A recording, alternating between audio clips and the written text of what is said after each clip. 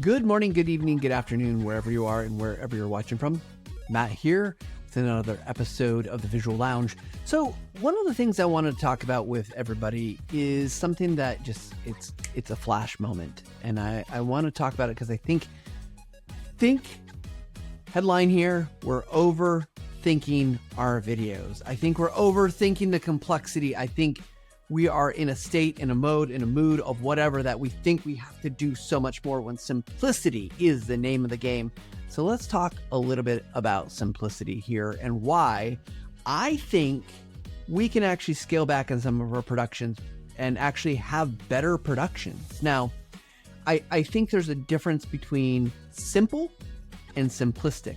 I think there's a difference between like you can do something that is elegant and simple, or you can do something that's just really basic and doesn't really add much. And I think there's a difference there, right? So I just watched a video. First time I ever saw this video, it was announcing some new features for a product I use called Notion. Some of you guys might know Notion. I'm a fan, gonna be honest here, but not about them. It's about what they showed off. Now they had I think 5 or 6 new features that they were announcing. And what it was is very basic, right? There was some words, there were some icons, and then a brief demo of a feature like a screen recording, right? A couple things I noticed in the simplicity of that. One, they already have a very minimalistic design. That's kind of part of the aesthetic. You don't necessarily have to have that same minimalistic design, but it is something to think about, like, okay, what does my design say? What does it allow me to do? But when they were doing the screen capture, and that's, look, that's my world. That's, my jam, right? Working at TechSmith as long as I have. There was simple zoom in. The mouse cursor was animated nicely and it did the little click, but there wasn't a ton. Now, there is a difference between like a demo, like a highlight reel, and a tutorial. But I think there's some simplicity there that we want to embrace here. Because I think had they done a lot more, it would have diluted the message. It would have become harder to understand what they were showing. Now, to be fair, they're showing things that are coming down the pipe. They're showing things that are in the future that are not fully baked, that they don't want to show off how it works. But I think as you're laying out your script, if you're doing a storyboard, you're thinking about a screen recording, you're thinking about a training video, what is the basic essence that needs to be there? Now, I'm going to contrast this. I watched, there's a video out there. I don't want to give this creator any kind of publicity because I'm not connected with them. I haven't vetted with them or anything, but they're doing something that's interesting. It's an AI voice. Okay, so I know how some of us feel about that. And there was screen recording, and it was like instruction from the AI voice, and then it showed screen recording, and it just like a 2.5 minute video could have been done in a 1.5 minutes, probably. So there was simplicity there, but there wasn't the same kind of elegance. Like there wasn't that same kind of, it got lost a little bit because you're like, they said the thing, now I got to sit there and watch and wait for them to do it. So I think I want to point those differences out because I do think there is some important difference there to be aware of. So again, think about what's the most basic thing without going so simple or, trying to make it like boring. Like there's a boring versus simple, right? There's difference. And what you want to do is really help your viewer to stay engaged by those simple movements, simple actions without overwhelming them. I don't think we need a lot of like, wow, right in your face kind of movement and really loud or big gestures. Now, I will also acknowledge that when you're teaching someone and you're helping them, maybe even demo something to them, what is obvious to you as a creator is probably not obvious to them. You do have to do a little bit of like spelling it out here. But again, I think it doesn't have to be an over the top thing.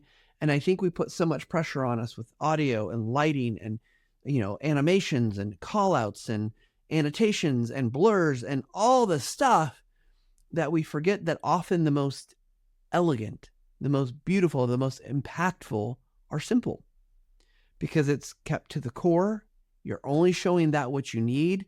In fact, I'd argue that, remove that which you don't need in the video if you can. I mean, some basic old school advice here, right?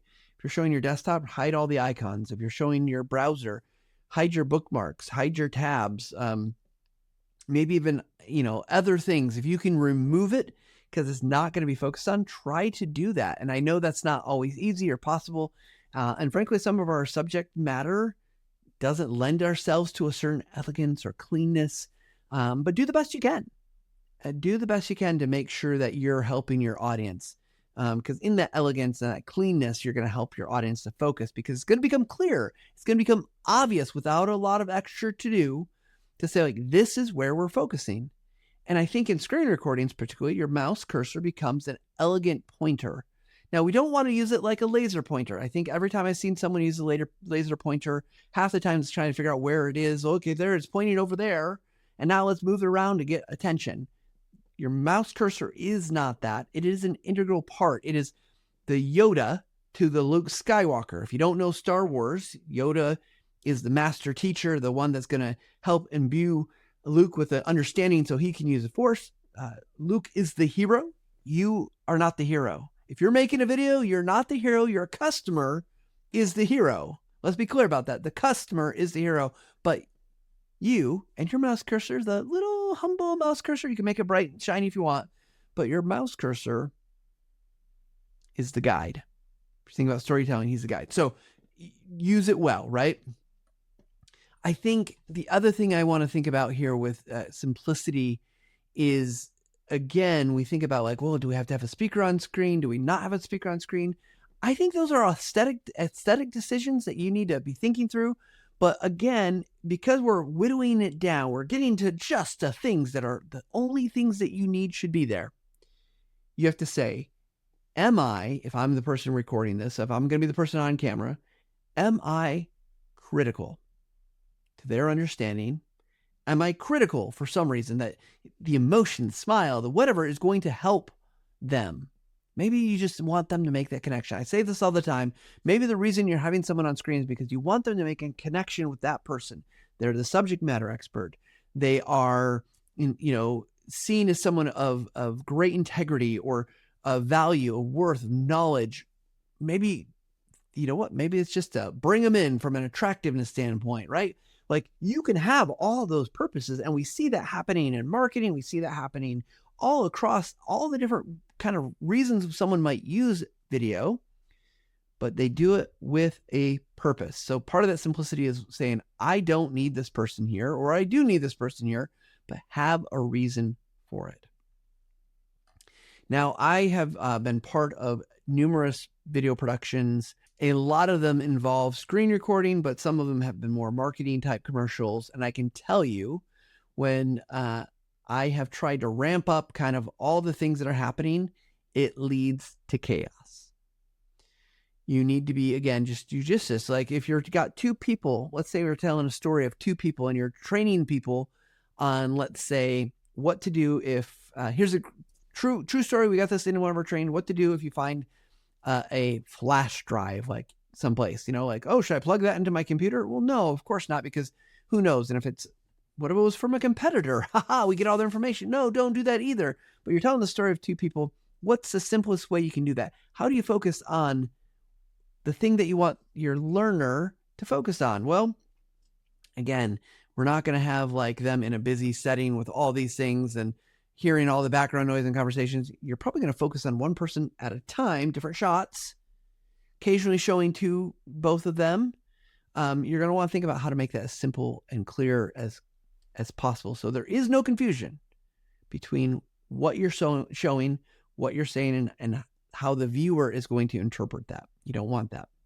Another way to get to simplicity is in the words you're saying. Now, going back to this example from Notion, there was 0 words. Is that for every video? Absolutely not. They just had some nice music. It was fun music, but that in some ways could be a detriment, because the voice, the language that you're using is going to help make it more clear for your audience in many cases. But when you're in that language, one of the things I recommend is that you stop using really long sentences.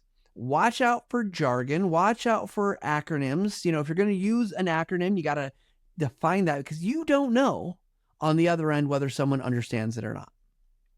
If you use a word that you're not sure everyone's going to understand, you're on the hook to make sure they understand that. If you're talking about a tool, a term, a program, you need to make sure they understand that. So for instance, if I use the word, I talk about Camtasia, for instance, because TechSmith, Camtasia, right?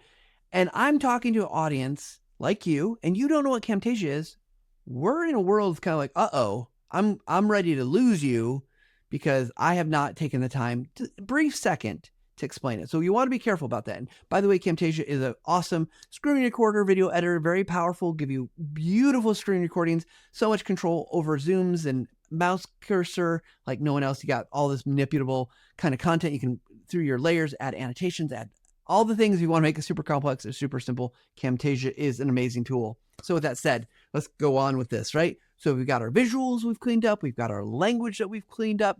And in the editing process, this is where you start saying, okay, do I need something more here? Can I remove it? From a scripting standpoint, we'd say in your script, every word should fight for a place on that page. Literally make it count, make it real, like it's got to duke it out and get a spot.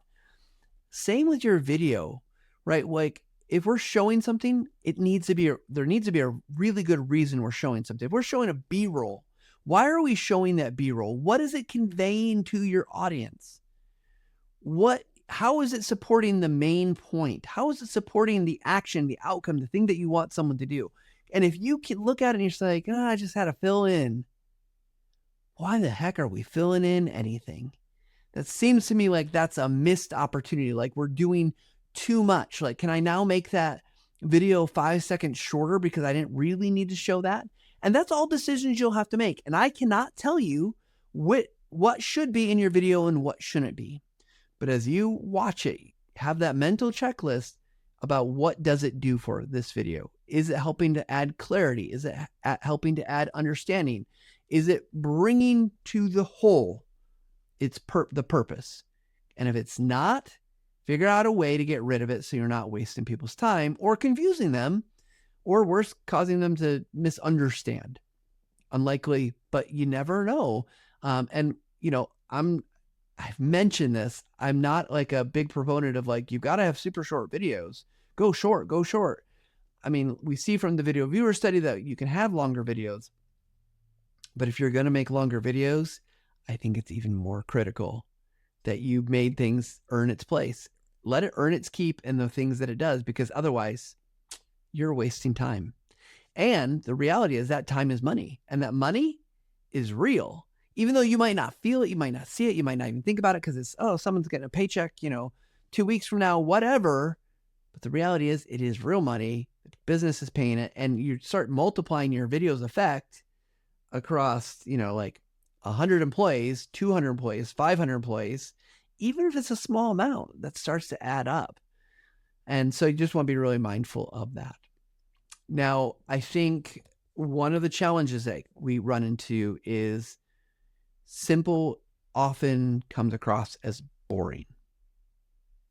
Simple often comes across as boring. And I get that, or maybe it's not professional because you didn't use a cool effect, or you didn't do all the animation. I think what you're going to do is you're still going to do some of those things. You're just trading off where you're spending your time. And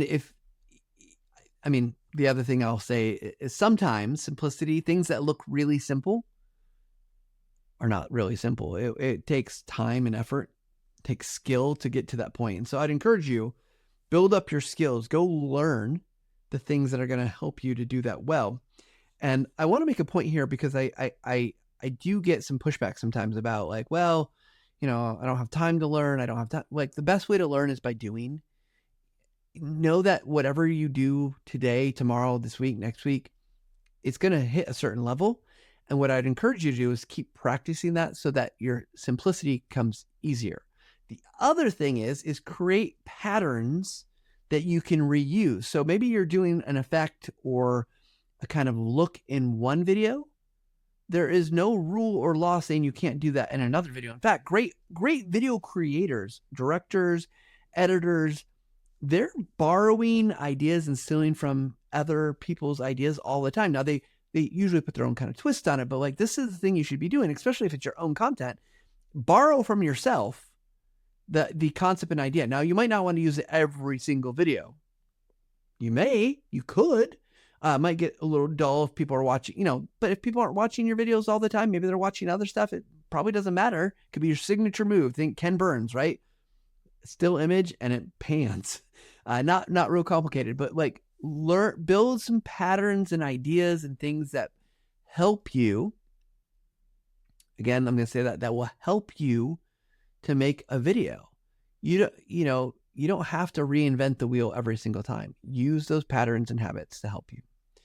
And the other thing you can do is you don't have to do everything at once. Let's say you just start focusing on one or two things, like simplify this. I'm going to simplify my mouse cursor movements and my zoom and pans, or I'm going to simplify try to get rid of all the extra clutter and focus on the UI and simple, more simple audio effects or whatever it might be. So do that. The other thing is, like, as you're practicing and you're learning, go watch a bunch of people's stuff. I will give the link to that Notion video because I think it's worth taking a look at just as a case study of like, oh, hey, this is pretty interesting. Good, bad. You might like it, might not like it. You might not use Notion, and that's fine. But go just see what they did and ask yourself what worked. Take note of that and look at it and say, is there anything that I could make? Is there anything here that I could do that would help my video creation skills? As you go through this process, we're busy. Everyone's busy here. And if simplicity takes a little time, I get it. You'll get faster. Don't worry. But you got to test it out. You got to ask people, got to get people to watch it and see like, hey, did this work better? Or was this worse? Because there are lines here. You might have gone too simple. It still might be too complicated. There might be something in between that you're just not thinking about. So get your audience reactions if you can. I know that can be hard inside of a corporate environment. Have an advisory board that you put together, 5 or 6 people maybe who are out in different positions that typically see your stuff and say, hey, could you spend 3 minutes, 5 minutes and just take a look at this video and tell me what you think? Did it work? Is there anything you would change? Maybe they got a visual eye, or maybe they just watch a lot of videos, or maybe they have no idea and they're just going to tell you that whatever they think they can see. So a couple options there. I think at this point, there's so much more we could say about simplicity. And as a podcast, as an audio podcast, if you're listening to this, obviously it's hard to show. For the YouTube listeners, it's always a balance here. I want to be able to help my audio only listeners be able to listen without having to feel like they're missing anything. So we'll get the link to the Notion video. I do think here's what I would love to see. I would love to see if you have an example of a video that you think works really well. Show me your video that works really well, or one that you've seen that works really well. And what I'm hoping to do is I'd love on the podcast is to digest and break down more videos. It might have to be video heavy, and it might be a YouTube special thing, but I think what I'd love to know is what you are watching and what's working for you. So again, I'm pushing everybody. Let's get a little bit more simple in our approach to our videos. Let's actually try to make our content be that a little bit more clean, a little bit more effective without all the extra stuff, and give yourself some space. Give yourself the opportunity to say like, hey, am I overthinking this? Am I overcomplicating this? Again, I've been on shoots where I think we overcomplicated all the things that we needed, all the gear, all the opportunities. Even when I'm making videos for like just myself for LinkedIn or social media, sometimes I'm thinking about 10 different things. And it's like, you know what? If I just hit record and I say the thing that I need to say and it's genuine and honest, that should be enough. So I encourage you, though, find what's going to work for you. Simplify in the ways that you can simplify. And I know as you do that, you're going to improve. So with that said, I want to thank everybody for tuning in. Of course, at the Visual Lounge, we love feedback. We'd love to hear from you. If you have a guest idea, you got a topic idea, you've got something you want to share with us, good, bad, or indifferent, we'd love to hear from you. You can always email us at thevisuallounge@techsmith.com. Of course, you can leave a comment below if you're on YouTube or if you see one of our shorts someplace across the internet for @TechSmith or at the Visual Lounge. We'd love to gather that feedback and hear from you. With that said, you know it, you love it. Hopefully that you're taking some time to level up every single day. Thanks, everybody.